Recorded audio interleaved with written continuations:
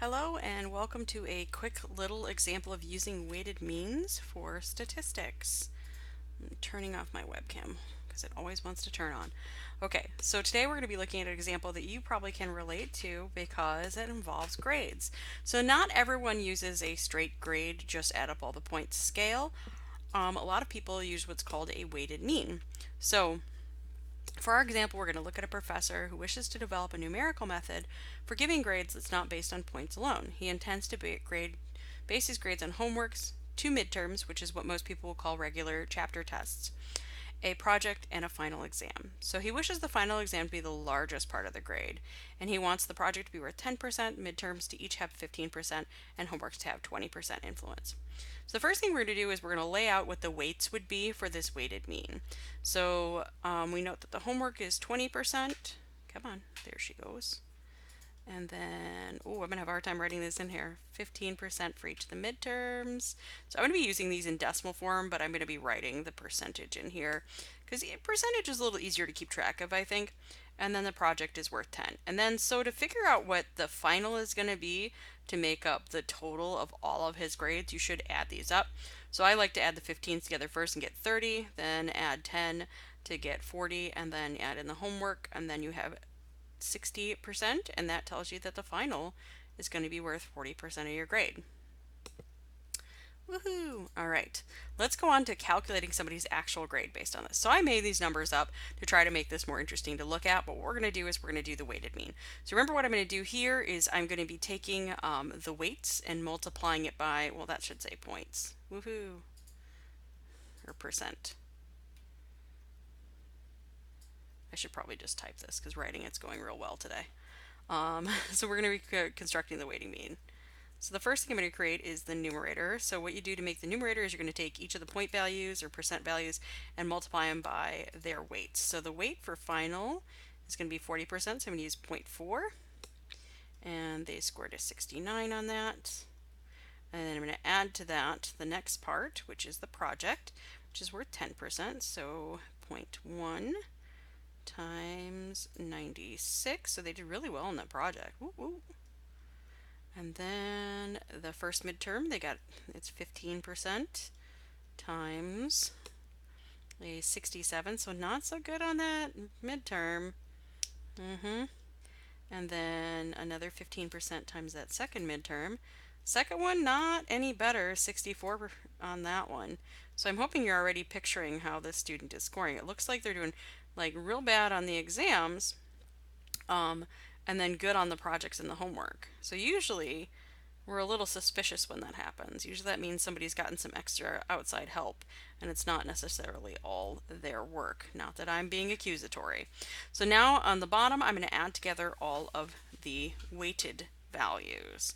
So here I'm going to do 0.4 plus 0.1 plus 0.5, and oh, that's 1.5 because that's a 15, 0.15 plus 0.2. So you should already be anticipating what this is going to add up to be, since earlier we found the 0.4 by adding this up to make 100%. So the decimal equivalent to that would be 1. And when we do that, we do adding this all up, and I did it ahead of time so we could have this calculation.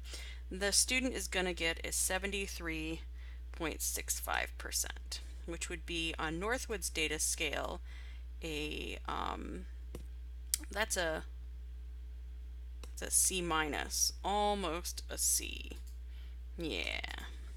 So what we're going to look at next is if I just did their unweighted grades. I'm going to treat each of these like they're a percentage. So like I'm just going to add them all up like they're equal. So you get a 69 plus a 96 plus a 67 plus a 64 plus an 84 for your total points earned. And then since these are percents, I'm going to assume they're each worth 100%. So the final project midterm, da da da da. So I'm going to add up 5 100s here for the denominator. So everybody's equally weighted. They're all worth out of 100 points. And when you do that, you get 380 out of 500, which would only be a 76% So that one would definitely earn you a C, not a C minus.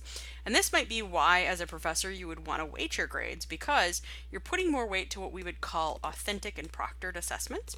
So these are assessments that you've had to done in front of someone to prove that it was actually you doing them. And as we learn more, lean more into doing more on the internet, more and more people are able to use the internet to their advantage and represent work that might not necessarily be their own as their own. I'm sounding really preachy now, so I'm going to be quiet.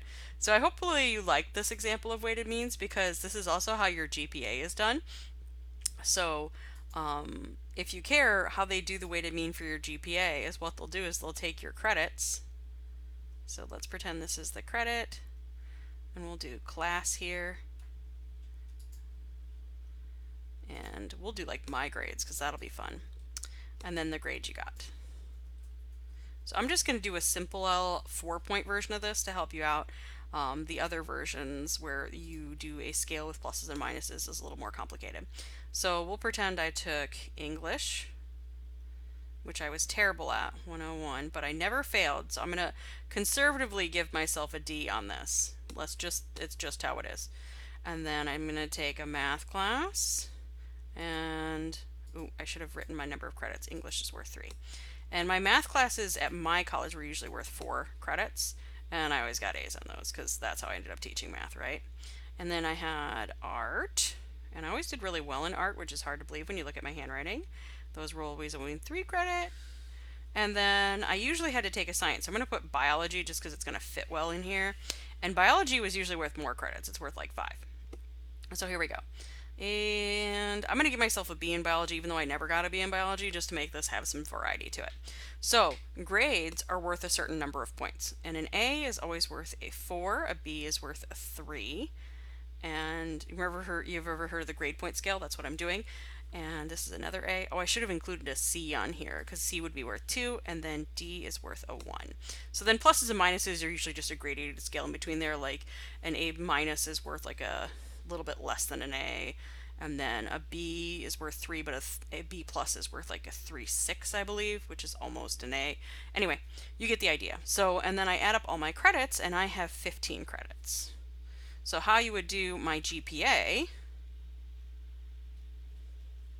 would be, I take my classes and do my credits times their grade point. So I do 3 times 1 plus 4 times 4 plus 3 times 4. So I did English, then my math, then my art, plus, and now I'm doing biology, so 5 credits times 3. And then I would divide by the total number of credits to see how my grades averaged across my credits. So 3 plus 4 plus 3. Actually, I already knew this was 15 because we calculated it earlier. I should have just written that. And that's 15. So my denominator would be 15. My numerator is going to be more complicated though. And so my numerator, if you add up and multiply all those, you get 46. And when you do that division, you get a 3.06. So that would have been my average for this made up semester I've got here. Just above a B. So that's how you would do a GPA for a single semester. And if you want to do a cumulative GPA, you do this across all of your classes. So if you've ever wondered how your cumulative GPA has been calculated, there you go. This is also not including classes that maybe were worth no credits. So I hope you like these two very student-focused examples of how to calculate a GPA. Well, not GPA, how to use weighted averages and some places you might use them.